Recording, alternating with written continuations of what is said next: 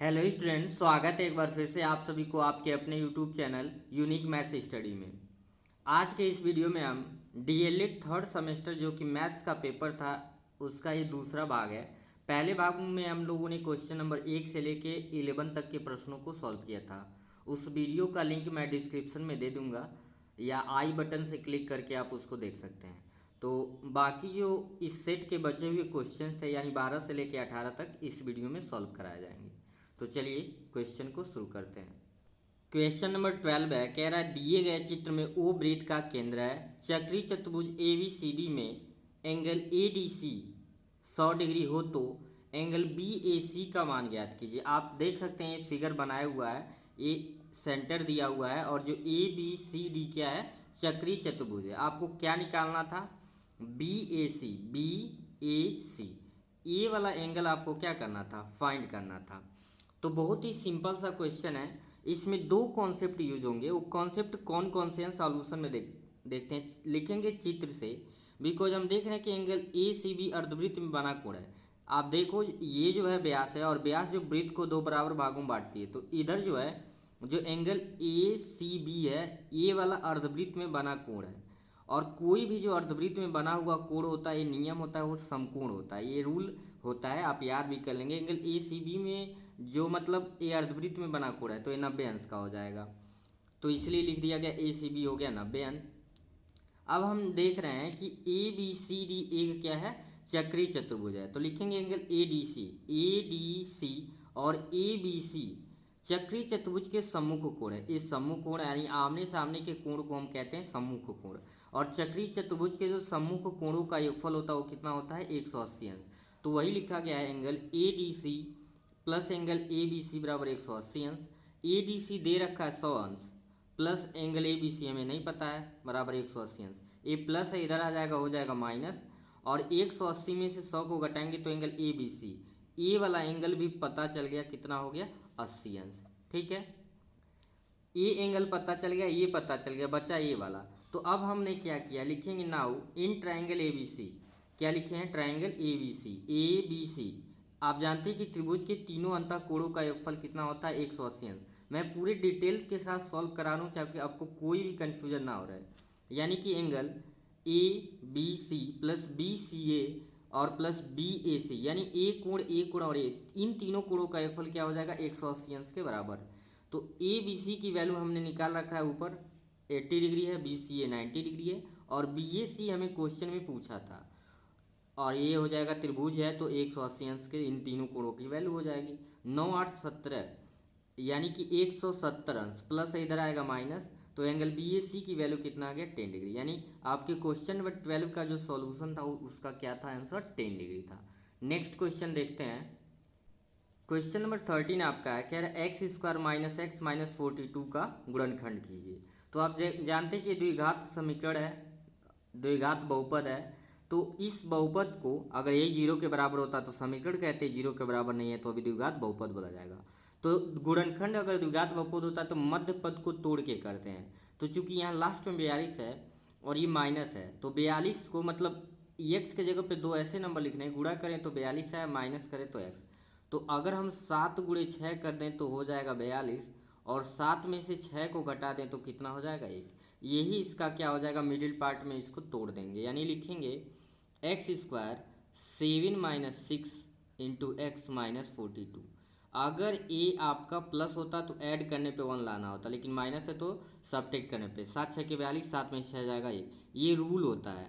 ठीक है, क्योंकि 7 में 6 को सब्ट्रैक्ट करेंगे फिर यही आ जाएगा। 7 का एक्स में मल्टीप्लाई करेंगे 7x, माइनस का माइनस मल्टीप्लाई के लिए प्लस, और 6 का एक्स में होगा 6x माइनस का 42। सिंपल सा इक्वेशन था, आई होप आप सभी लोगों ने कर लिया होगा। दोनों में हम क्या कॉमन कर लेंगे, x, तो 2 घात 1 घात निकल जाएगा x माइनस 7x। और मैंने कई बार बता रखा है कॉमन का मतलब भाग देना, तो एक्स स्क्वायर से कट जाएगा आपका इसी तरीके से x, और जब 7x को x से आप डिवाइड करेंगे x क्या बचेगा 7।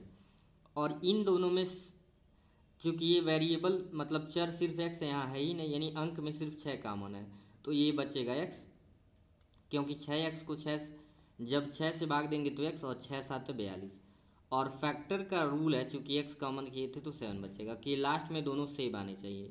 तो जब x माइनस 7 कॉमन करेंगे तो यहाँ बचा x और फिर यहाँ बचा आपका 6। ये आपके इस क्वेश्चन का क्या था, आंसर था।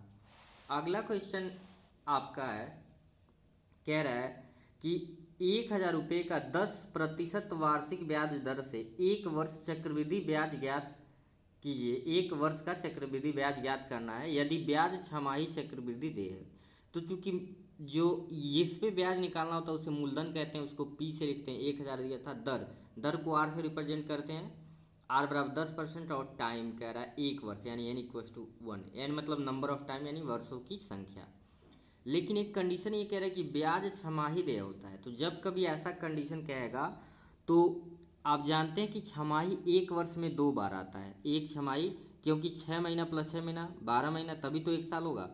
तो हम दर में 2 से भाग देंगे यानी दर हो जाएगा 5% छमाही पे तब, और टाइम आपका 2 वर्ष हो जाएगा। टाइम यहाँ पे क्या लेके सॉल्व करेंगे, 2 वर्ष। ऐसा क्यों, क्योंकि छमाही तो 6 बार 1 साल के अंदर 2 बार आ जा रहा है, यानी नंबर ऑफ टाइम आपका कितना हो जाएगा, नंबर ऑफ ईयर 2 हो जाएगा। फार्मूला क्या होता है ये आपका, a equals to P 1 plus R by 100 to the power n। चक्रवृद्धि ब्याज के लिए ये फार्मूला निकालते हैं और ये क्या निकालता है, अमाउंट। अमाउंट का मतलब होता है चक्रवृद्धि ब्याज प्लस मूलधन दोनों जोड़ के जो निकलता है उसे हम कहते हैं मिश्रधन। ए यहाँ पे क्या है, ए आपका है मिश्रधन, क्या बोलते हैं, मिश्रधन ए को बोलते हैं। तो P आपका है 1000, 1 प्लस आर की वैल्यू है 5 और बाई 1000 और n की वैल्यू यहाँ पे 2 है। तो 5 से अगर इसे हम कैंसिल आउट करते हैं तो a की वैल्यू हो जाएगा 1000 और 1 प्लस 1 बाई 20 और ये 2। तो 1000 इंटू 20 एकम 20 एक 21 बट्टे 20 पे आपका पावर कितना होगा, 2। This implies a equals to 1000 into 21 गुणे 21। क्यों ऐसा किए, क्योंकि पावर 2 है और नीचे भी 20 गुणे 20, क्योंकि 21 बट्टे 20 होल पावर 2 है। 2 जीरो से ये 2 जीरो काट दीजिए, फिर 2 से कैंसिल आउट करेंगे तो ये 5 हो जाएगा। क्या क्या बचा आपका, बचा आपका 5 इंटू 21 इंटू 21, तो ये हो जाएगा, इसको लिख देंगे और नीचे आपका क्या बचा है, नीचे बचा है 2।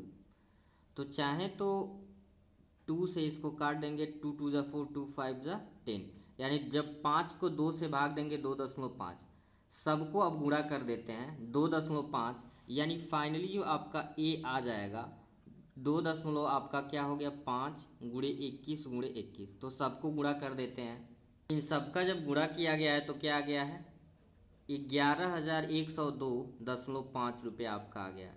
तो लिखेंगे, इसलिए आपका जो ब्याज है, तो ब्याज निकालने का जो फार्मूला होता है वो होता है ए माइनस पी, यानी मिश्रधन माइनस मूलधन। तो 11,002.5 और माइनस आपका मूलधन कितना था 1000, तो 102 दशमलव कितना आ जाएगा, 102.5 रुपया। आपके क्वेश्चन नंबर 14 का यही क्या था, आंसर था।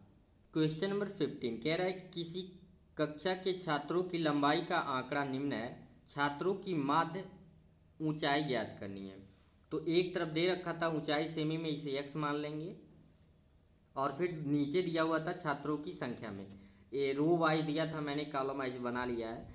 तो ऊंचाई दिया हुआ 110, 120, 130, 140, 150, ये बच्चों के अलग अलग बच्चों की ऊंचाई है। और छात्रों की संख्या मतलब 110 सेंटीमीटर ऊंचाई के 3 छात्र, 120 के 4, 130 के 3 और 140 सेंटीमीटर के 6, ऐसे ही 150 सेंटीमीटर के कितने विद्यार्थी थे, 4 विद्यार्थी। हमें क्या निकालना था, माध्य ऊंचाई निकालना था। तो ये x मान लेंगे, इसे जो फ्रीक्वेंसी है मतलब कितने बच्चे हैं उसे f मान लेते हैं, और फिर क्या निकालना होता है, f इंटू एक्स। क्या निकालना होता है आपको, f इंटू एक्स निकालना होता है यहाँ पे, यानी इन दोनों का गुणा। तो 11 का 3 में किए 33 यानी 330, 12 का 4 4 48, जीरो है तो जीरो, 13 3 39, 390, 14 6 के 84, जीरो है तो 840, और 15 चौको 60 यानी 600। अब क्या निकाल देते हैं, सिग्मा एफ एक्स, मतलब ये फ्रीक्वेंसी जो है यानी स्टूडेंट के जो संख्या, सिग्मा का मतलब होता है सम, योगफल, और सिग्मा एफ एक्स यानी समेशन, ये जो आया है इनका सब योगफल 2640, और कुल कितने विद्यार्थी हैं 20। उन 20 विद्यार्थियों की ऊंचाइयों का जो ये आपका क्या है, योग है। तो माध्य को हम एक्स बार से रिप्रेजेंट करते हैं और इसका फार्मूला होता है सिग्मा एफ एक्स बट्टा सिग्मा एफ। यानी जो कुल उनकी लंबाइयों का योग आया है, मतलब इस तरीके से निकाल के उनका प्रोडक्ट और जो कुल बच्चे उनसे भाग देते हैं। तो 2640 यानी तो 2640 बट्टे कितना हो गया 20। जीरो से जीरो, दो एक नम दो, दो त्याई छः और दो दूना चार, यानी कि उनका जो माध्य ऊंचाई है 132 सेंटीमीटर। नेक्स्ट क्वेश्चन देखेंगे। आपका जो क्वेश्चन नंबर 16 है, सरलीकरण यानी सिंप्लीफिकेशन से एक क्वेश्चन है। 25 पे -3 है गुणे 1/8 गुणे 3 पे -3 और 4/3 पे -2 और गुणे क्या है आपका 10 पे 2।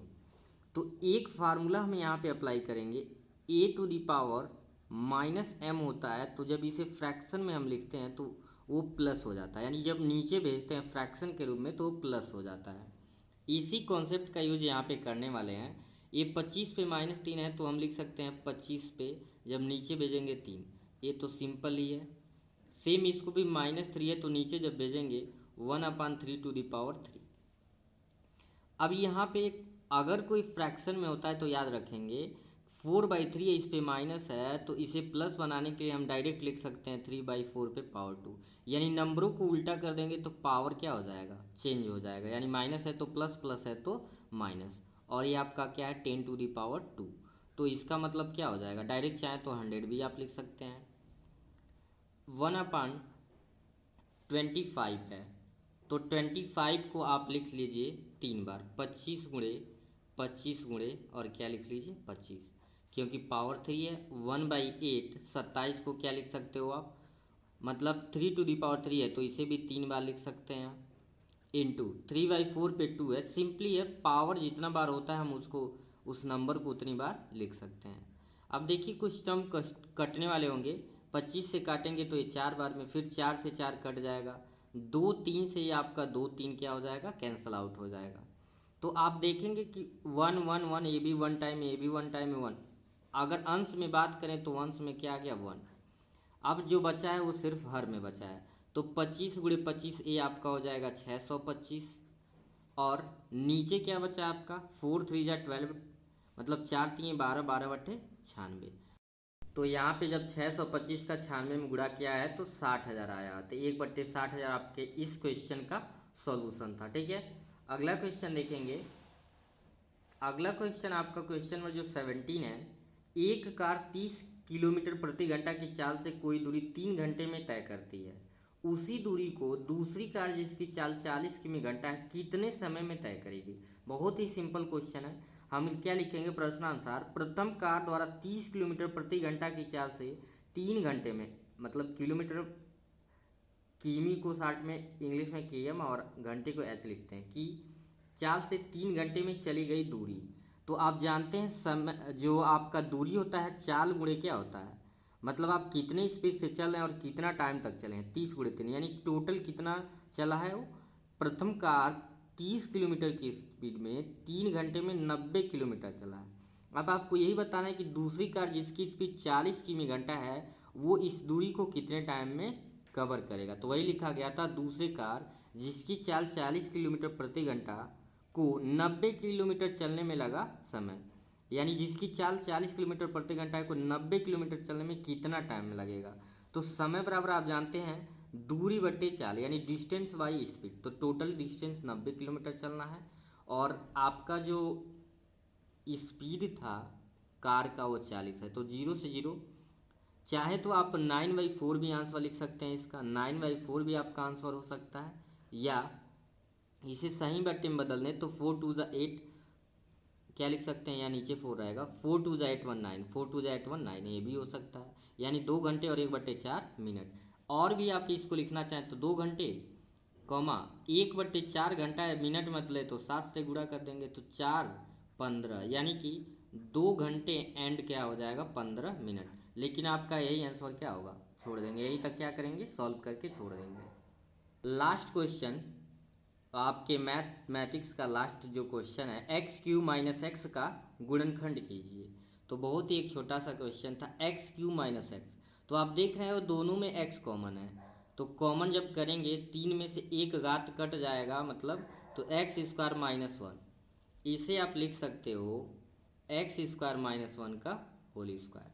ऐसा क्यों, फार्मूला ये बन जा रहा है ए स्क्वायर माइनस बी स्क्वायर क्या होता है ए प्लस बी, ए कोष्ट में ए कोष्ट में ए माइनस बी, तो हो जाएगा एक्स ए की वैल्यू एक्स है प्लस बी की वैल्यू 1 है, ए माइनस बी तो ए की वैल्यू एक्स माइनस 1, यही आपका क्या हो जाएगा आंसर। तो आई होप आपको सारी क्वेश्चन बहुत अच्छे से समझ आ गए होंगे। यदि वीडियो पसंद आए तो लाइक ज़रूर करें और ज़्यादा से ज़्यादा शेयर करें, और चैनल पे नए हो तो सब्सक्राइब कर लें ताकि ऐसे ही जब भी वीडियो अपलोड किया जाए आपको मिल जाए। फिर मिलते हैं नेक्स्ट वीडियो में, तब तक के लिए थैंक यू।